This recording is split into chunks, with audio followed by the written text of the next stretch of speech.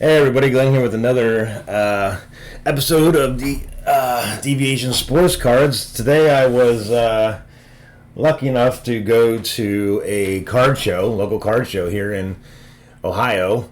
For those of you that don't know, this past weekend was the Strongsville card show, obviously in Strongsville, Ohio. I think it's the first time they've been able to have it for, I think, 3 years due to COVID. So we chose to go up today because they had a lot of Browns up there signing autographs. So I just wanted to kind of take a minute to walk you through the swag and then show you a little video at the end. I think it's nice to be able to go to a card show nowadays. You know, it's been a long time, with COVID and everything going on. Everything's kind of been electronic over eBay. A lot of people that got back into the hobby, in COVID, really haven't got to experience a card show. So I just kind of wanted to show people what I was able to get today. So I'm going to start off with some of the pickups I got today. So I did, obviously I'm trying to put together my 1950s Brown sets. So I did pick up a few. This one here, I found a pretty good condition. Burt Rechichar, 1952 Bowman Small. I haven't seen, this is probably the best looking one I've seen in a while. I mean, the corners are a little screwed up. Centering's beautiful. Coloring's awesome. No wax staining or anything on the back really to speak of. So I was pretty happy finding this because every other one this is a short print from that year. I have a 6 coming in the large version of this, but every other one that I've seen, especially the small, looks like it's been ran over by a truck. So I was super excited to find this one, so definitely going to be sending that one in to get it graded. Second one I picked up was actually this 1952 large Dub Jones. This one looks pretty damn good as well.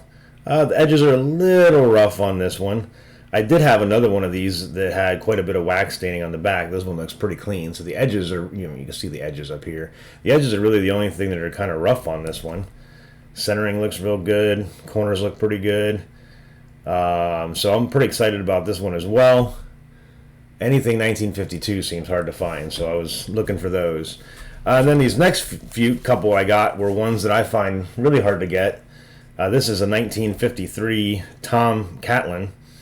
You can see he's not even in a Browns uniform. But this one was already a short printed year. And then this particular card, I've been really, again, having a hard time finding anything in 53. Seems like it's really hard to find in good condition. So I mean, this ain't perfect, but it's probably one of the better versions I've seen thus far. So I went ahead and picked that up. And then for my 54 set, I picked up this Jerry Hogenberg. Again, nicely centered. Corners look pretty sharp. Edges look nice. No wax staining or anything going on the back. So those were my my kind of oddball pickups there. And then I picked up another few, just ones that I needed for my set. These ones maybe not even necessarily gradable condition. I got a Don Paul. Don't see him a lot in the 57 set, so I was able to pick that up for a few bucks. And then from the 50, I believe it's 58. Yeah, 58 set, picked up the Don Paul and, I don't know why that's not focusing. There we go. Don Paul and Preston Carpenter. Don Paul is actually in pretty nice shape. Nicely centered, a little bit off top to bottom. Slightly off left to right, but nothing major. I thought it was a pretty nice looking card. A little bit of chipping on the back, but that's pretty common with these 58 cards. So I was pretty happy with that. And then finally I picked up a 54 Harry Chick Jagade. So anyone who's watching my other videos knows that I sent one in. It had a little check mark over here in the corner that screwed me big time on surface. This one, once I got it home and got a better look at it, luckily I only paid a few bucks for it. So probably won't be sending this one in either because it's got some pretty decent damage up here on the upper edge. So anyways, picked those up. And then one of the main reasons I went up there was they had like I said, quite a few Browns up there signing autographs today. So I drug my wife up there with me, and today they were supposed to have 5 Browns, and I was trying to get them all on the Sunday. But then one ended up, Ernest Biner was supposed to be there, but he ended up canceling. And then, oh God, who else was? Oh, Greg Pruitt was supposed to be there today, but he ended up doing it yesterday instead. So today we had, the first one we got to see was Mr. Josh Cribbs. So I had picked this card up. I already have his rookie autograph, so I was looking for a card that I just thought would look really nice autographed. This is actually from Prime Signatures. I believe it's, I can't see it because I ended up getting all of these JSA certified. I want to say it's 2012 maybe. But the reason I got this one and thought it would be cool was because it was numbered 16 out of 49, so that's his jersey number. So you can see that I got him to sign in the gold ink right down here. He was actually really cool. He was the first one we got to see this morning. You know, he was really friendly. Let everybody take pictures with him. So it was pretty cool. He's a pretty cool dude. So I was very happy to get this one. I think that looks awesome. And then the second one we got, Mr. Kareem Hunt was there. So I had picked up this Genesis from this year's Mosaic and got him to, there we go, you can see kind of there, got him to sign that with that like silver metallic. It's smeared a little bit more than I wanted it to, but overall, pretty happy with this card. I have a couple rookies of Hunt when he was on the Chiefs, but I didn't have any autos of him on the actual Browns, so I thought this would be pretty cool. So like I said, I did end up, JSA was there certifying everything right after you got it signed, so I was able to get that signed. And I also had him sign a football for a friend of the family, extended family, so he signed his name there on a football for him. I was able to get that one certified by JSA as well. Doesn't want to. There we go. So that's pretty cool. So we had a friend an extended member of the family that was supposed to be going up with us today, but he came down with a little bit of a cold. So we went ahead and got him one while we were up there. And then the 286ers were in there at the same time. So first off, you know, Bernie, good old Bernie Kosar. So I found, pulled out one of my rookies of him, took up there and got Bernie to sign it. You know, everybody was really, really cool. Bernie was really nice, talking to everybody. Some people had some pretty cool stuff up there to get signed by these guys, actually. One guy actually had the beer coolers that unlocked when we won a game finally. They had the beer cooler in like a little wagon. They were pulling it around, and it had all kinds of autographs on it. It was pretty cool. You know, one guy actually had looked like an old seat from the old Cleveland Browns stadium that had a whole bunch of different Brown signatures on it, and he was getting that signed. So it was pretty neat to see some of the crazy stuff that people were bringing in to get signed. And then the last person that we got to see was Kevin Mack. So he was in there with Bernie.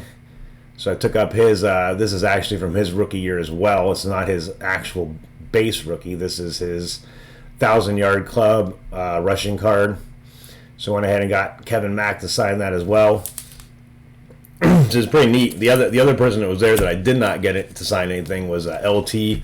LT was there. It was crazy because as we were waiting for autographs, they had a hallway and it was just filled with full-size Giants helmets that, you know, were waiting for LT to come in and sign, and the line for him was just huge. In fact, it ran way over. He was only supposed to be in there signing for an hour, and we ended up getting in there with Hunt before he was done signing. So we actually got to see him and watch him interact with people. He was being really nice, really cool guy. So, you know, it was kind of fun. Like I said, you know, I haven't been able to go to a card show in a while. I always like to go, you know, and get stuff like this. It was nice that JSA was there so they could certify this stuff because, you know, anybody that buys this kind of stuff knows that, you know, there's signed stuff all over the place. It's not certified.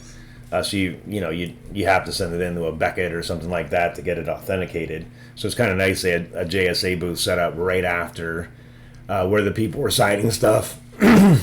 Excuse me. And you were able to get, you know, immediate authentication without having to worry about sending stuff in. So, and the other cool thing about it was, I can't get that to focus at all.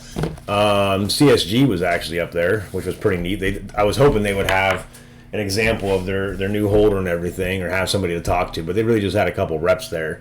But they did have a thing going on where if you submitted your cards actually at the show, you were able to get a guaranteed 2-week turnaround time. So I took a few cards up. I'm putting together a bulk order with some of the guys from the group that we'll be sending in here in a week or so, and I should have a reveal coming up this week of our first bulk order that we're getting back. But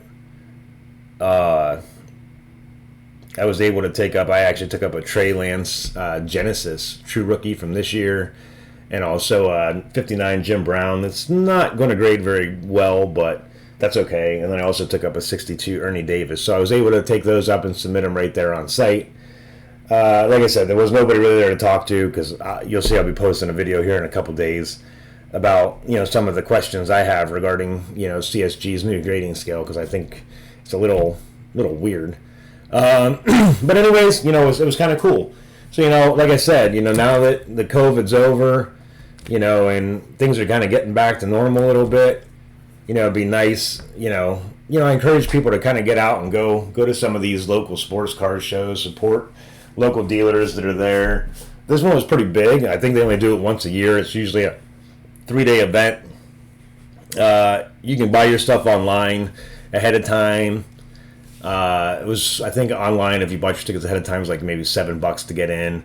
Lots of vintage that was up there today. That was the one thing that was pretty cool for me, being a vintage collector, is, you know, a lot of times it's hard to find dealers. They had dealers coming in from all over Ohio, from Pennsylvania, some from, one of the guys I bought, you know, a couple of these cards off of was down from Detroit. I saw on the dealer list there's a few people coming in from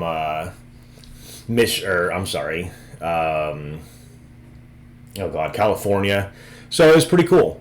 So anyways, I put together a quick slideshow here to kind of end this video out. I don't want to linger on it too much, but like I said, I just kind of wanted to show everybody what I experienced up there.